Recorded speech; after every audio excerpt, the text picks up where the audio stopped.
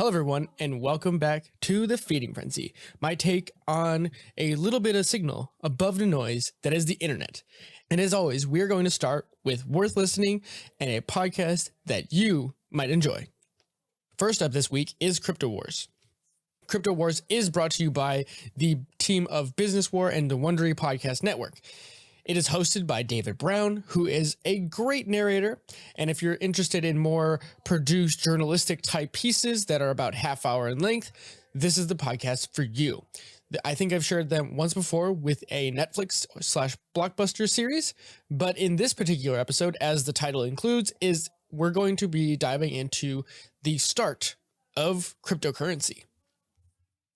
And so basically the reason I want to share something like this is that when something is so hypey like crypto, then I will like to go back to the beginning and say, where did all of this hype come from? And what were the ideas that seeded where we're at today? And that is what I hope to spark in many of you, because I assume many people who listen to me talk about these different things, especially when it comes to new technologies, crypto is one of those things you may be interested in.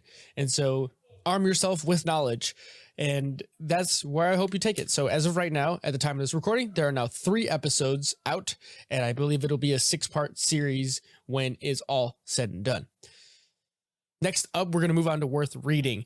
And today's article, you probably saw it coming, but we're going to talk about Dune, and not in the way you expect just yet, though a podcast about the Dune film is coming very, very soon. So stay tuned for that. Get subscribed, do all the fun things if you're interested in hearing what we have to say about Dune. But as of right now, because I've been so interested in Dune, we have a Guardian article, and the title is Dune 50 Years On, How a Science Fiction Novel Changed the World. And so I've just done a whole bunch of reading about what made Dune this phenomenon. And I'm a Star Wars nerd. I grew up with Star Wars. My dad showed me Star Wars first. So I start there in comparison, and whatever you want to say about stealing ideas, fair. But I more enjoy what are the unique flavors of ideas that the author themselves was thinking about or exposed to that creates a book like Dune. And so that's what this article helps provide some context around, specifically with Alan Watts and Carl Jung, and also around the psychedelics movement that was bubbling just beneath the surface as Aldous Huxley had just released his book, Doors of Perception. And so in many ways, I see a book like Dune, or the story of Dune, being translated to movies, being right now is a perfect cultural moment that we're rediscovering many ideas we had as a society in the late 60s, and basically taking a second look at a lot of those things. And so it's just really fun for me, and I'm all in, as you can probably tell. And so again, stay tuned for more ideas and thoughts. And if you've read the book Dune and have seen the movie or haven't seen the movie, I'd love to hear your thoughts on either one of those, because to me, I'm kind of taking the same approach that I had with Lord of the Rings. I was obsessed with Lord of the Rings after seeing the film, and then I will likely do that same thing here coming with Dune, as it now will be a trilogy. So the next article is a bit of a departure, but still related to the crypto sphere, but more of a thinker from that space. The author of this blog is cdixon, and it's his personal blog, and he really just has this kind of more philosophical idea about what works in disruptive technology. And so the title of this one is The Next Big Thing Will Start Out Looking Like a Toy. And it's just really good. I found this really fascinating. He opens the article by an old list of early 2000s internet companies, and many of them don't exist today. Some of them are still known today, but if you're a little bit younger than me, many of those names you will not know, which is kind of crazy. And it makes me think about what are the companies that were mainstays in early 2000s, because these articles are about 10 years old, so like 2010s. And then what are the companies that seem like mainstays right now that are going to get disrupted and fade away? And so it's just really interesting. And like my example here, thinking about what changes the landscape, it's the iPhone is one of those big, or really smartphones as a broader category, but iPhone is what disrupted everything. It combined a whole bunch of technologies together into one handheld thing. And then that created an entire ecosystem for something like social media apps and really the app store in general to explode and have this like Precambrian-esque explosion of ideas and just idea generation.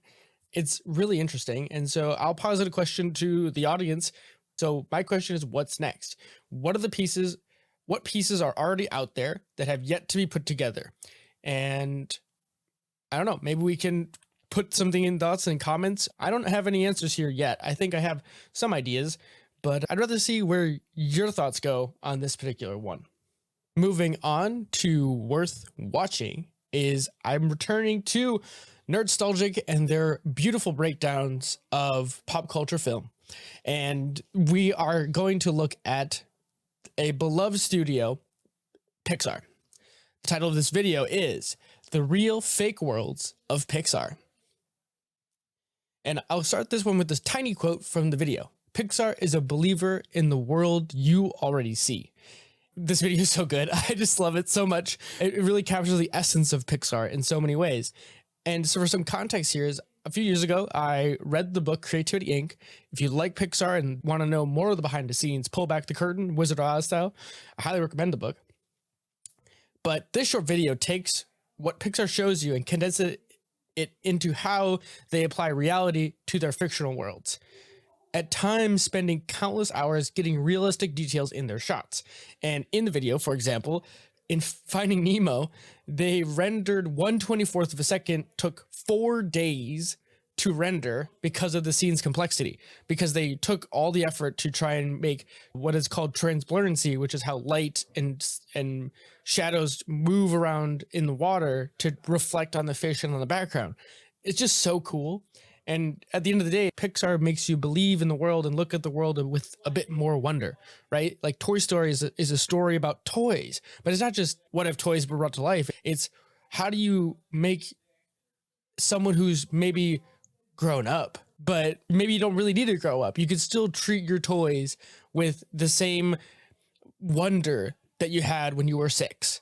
Or you can treat the ocean with this childlike wonder. And how do you portray that in a way that makes it feel honest, right? I don't know. It's so fun for me and I love it, as you could probably tell. So again, I want to know what your thoughts on Pixar after watching this video, and what were the key story moments from Pixar that like still hits you in the feels even to this day. And because there's so many, right? There's so many different ways to look at a Pixar film and be like, damn, yeah, that got me. So what do you got? I'm really interested. And then last but not least, we will close today's edition with a quote. Today's quote is from Nikola Tesla, the father of alternating current. Our virtues and our failures are inseparable, like force and matter. When they separate, man is no more. And with that, everyone, it's going to wrap up this edition of The Feeding Frenzy. I hope you all enjoyed and took at least one thing you're going to dive into for your week. And as always, if you have anything you've been enjoying that may or may not be related to anything I shared in this episode, please feel free to leave it in a comment. And I would love to keep a running dialogue with all of you and possibly roll those out into larger, more concise, or rather specific blog posts if the ideas seem to have a common theme between, and that would be really fun for me to do. And it's always about feeding curiosity. And so with that, if you want to check out more of Feeding Curiosity, there's podcasts, there's more Feeding Frenzies, or you can head over to the website, which has written versions of everything at feedingcuriosity.net. And with that, everyone, I hope you have an amazing rest of your week, and I will see you all in the next edition.